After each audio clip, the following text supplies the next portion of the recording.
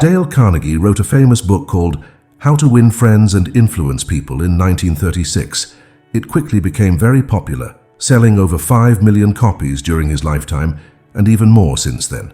Carnegie, who was already known for coaching public speaking, researched successful people like Julius Caesar and Thomas Edison. He also interviewed important figures like Franklin D. Roosevelt and Clark Gable.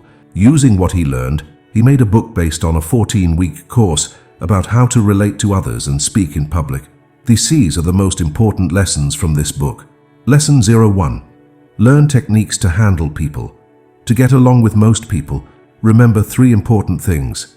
First, don't criticize, it doesn't help. People don't like being criticized, so try not to be defensive if you want to succeed. Second, make others feel important. Everyone knows something you don't, so try to learn from them in every conversation. This makes them feel valued and important. Third, consider what others want.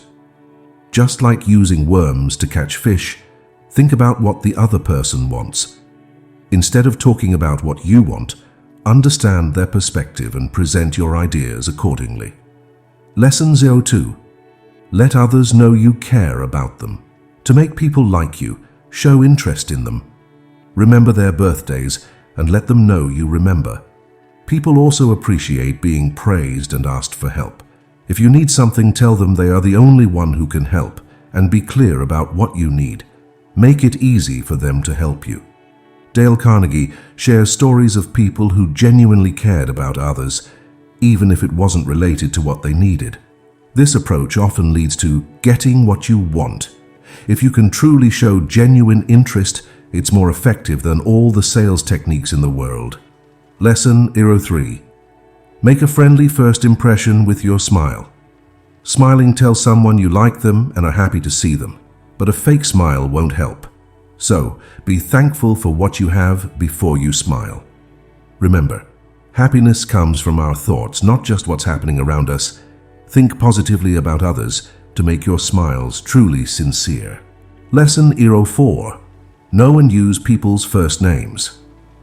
Jim Farley grew up with a single mother in the early 1900s, working as a bricklayer since he was 10 with little education. Despite this, he became the Postmaster General, led the Democratic National Committee, and played a crucial role in getting Roosevelt into the White House. Farley's secret was remembering and using people's first names. Whenever he met someone, he asked about their name, family, job, and political views, creating a mental picture. Remembering and using someone's name is a simple way to make them like you. Lesson 05. Get people to share about themselves. Discover what the other person likes. Let them talk about themselves without interruptions. Instead of searching for common ground, focus on their main interest and pay close attention. This makes you a great conversationalist. If a conversation gets tense, listen to the person until they finish expressing themselves. Once they're done, address the problem from their point of view. Understanding their perspective helps you solve the issue. Lesson 06. Know what others like and make them feel important. Teddy Roosevelt used to stay up late learning about the interests of people he was going to meet the next day. Focus on discovering what others are passionate about. Don't start the conversation with their interest. Let it come up naturally. When you meet someone, ask yourself, what can I genuinely admire about them? Everyone craves approval, recognition, and feeling important. You can easily provide these things. Practice this with everyone you meet, from post office clargument circs to business associates. Make it a habit along with the other tips we've discussed, and it will improve your results and relationships. Lesson 07. Don't waste time on arguments. Arguing is not worth your time. Even if you win with your cleverness and knowledge, the other person may still resent you. Instead, focus on making people feel important. Some argue because they want to feel important, so acknowledging their importance without arguing can make them more sympathetic to your cause. Lesson 08. Avoiding making enemies. Don't waste time proving others wrong.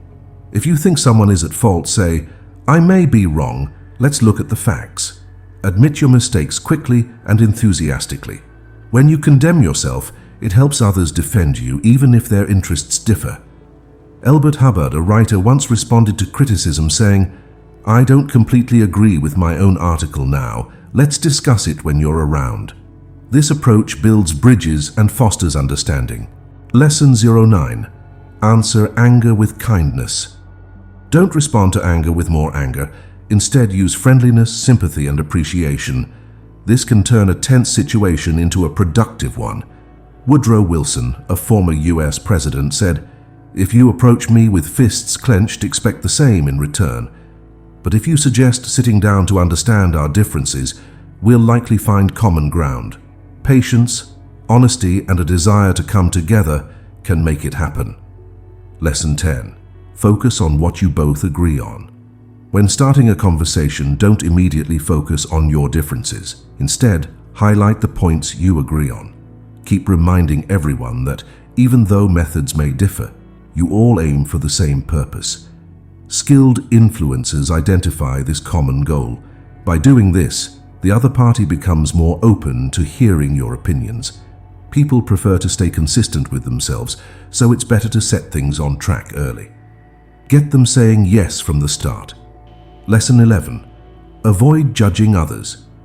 Instead of judging others, try to understand why they think and act the way they do. This will give you insight into their actions and personality. Dale Carnegie suggests making it a habit to genuinely understand other people's points of view. Instead of just knowing their opinion, understand the reasons behind it. Remember, if you had the same temperament, environment, and experiences, you might share the same perspective. While the nature versus nurture debate exists, it's crucial to acknowledge the validity of the other person's emotions and opinions. Express that you understand where they're coming from. J.P. Morgan once said people often have two reasons for what they do, one that sounds good and the real one. Appeal to their better motives by providing a good reason. Speak and act in a way that assumes the best of them. Lesson 12. Spice things up or add a little competition. Simply stating the truth isn't always enough. Make the truth lively, interesting, and dramatic. Instead of just telling, demonstrate your ideas. Actions are more memorable than words. A story about Charles Schwab, a famous investor, illustrates this. When a mill manager struggled with production quotas, Schwab wrote the day shift's production number on the floor. The night shift, motivated by the challenge, surpassed it. The friendly competition continued, making the mill the most productive. The point is not to create destructive competition, but to issue a friendly challenge. The love of the game and the chance to prove oneself are powerful motivators. So consider introducing some competition when you want to inspire others. Lesson 13. Offer constructive criticism without making enemies. Before pointing out a mistake in someone's action, start by appreciating what they've done well.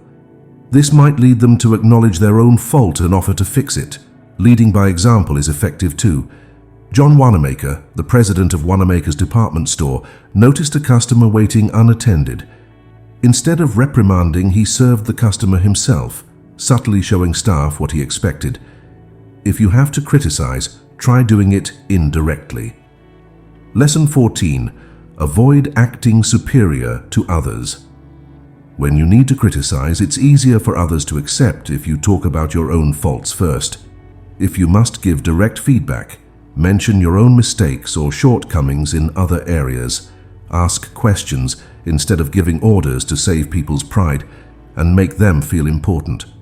General Electric once had to replace a department head, so they gave him a new title instead of demoting him, preserving his dignity. Helping others save face doesn't take much effort, but has a lasting impact. Praise for small improvements yields better results than criticizing for shortcomings. Lesson 15. Enjoy meeting expectations. People tend to live up to the reputation you attribute to them.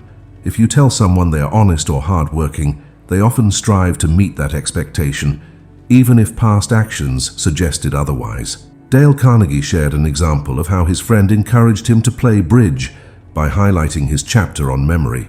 By expressing that a goal is within reach or a fault can be easily corrected, you boost their confidence. To make people happy to do what you want, make them feel important.